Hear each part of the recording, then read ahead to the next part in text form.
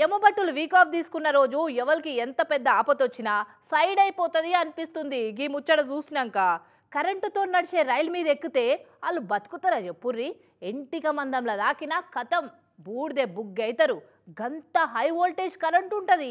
అసుంటిది ఓ పిల్లగాడు సింహపురి ఎక్స్ప్రెస్ మీదకి ఎక్కి ప్రాణాలతోటి ఎట్లా బయటపడ్డాడో చూస్తే ఆరోగ్యశ్రీ కార్డు మీద హౌస్ బాకుంటే ఎంత ఆపతొచ్చినా అట్టిగానే వెళ్ళిపోతుంది అనిపిస్తుంది ఎవ్వరికైనా. ఓరిని దుంపదేగా నువ్వెక్కడ దొరికినవురా అయ్యా, గట్ల రైలు ఇంజన్ ఎక్కినవేమ్రా వారి అని ఆగో ఇంజన్ మీద ఎక్కిన పోరని దింపేందుకు ఆడున్నోళ్ళు పడుతున్న తనలాడ చూడురి ఎట్లున్నదో.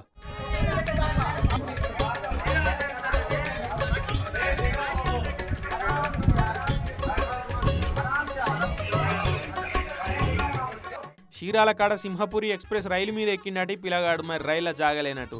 అయ్యా అయ్యా అని అక్కడోళ్ళు అనే లోపట్నే రైలు కదిలిందట. ఇక బాపట్ల రైలు ఆగినప్పుడు బోగీల మీద ఉన్న ఈ పోరాన్ని చూసి పరిశాన్ అయిపోయారట స్టేషన్లు ఉన్నోళ్ళు.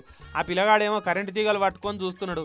అయ్యో పోడా తీగలకు తగిలితే ప్రాణం పోతుంది రా వంగురనైనా లేవకని గావరైరు. ఇట్లా అది చూసి ఓరి నీ తెలివి తెల్లారిపోను రైల్లో ఏడ జాగలేనట్టు మీదకి ఏం పడావ చేద్దాం అనుకున్నావు అయ్యా దిగొస్తు అని ఇట్లా బతిలాడిరు.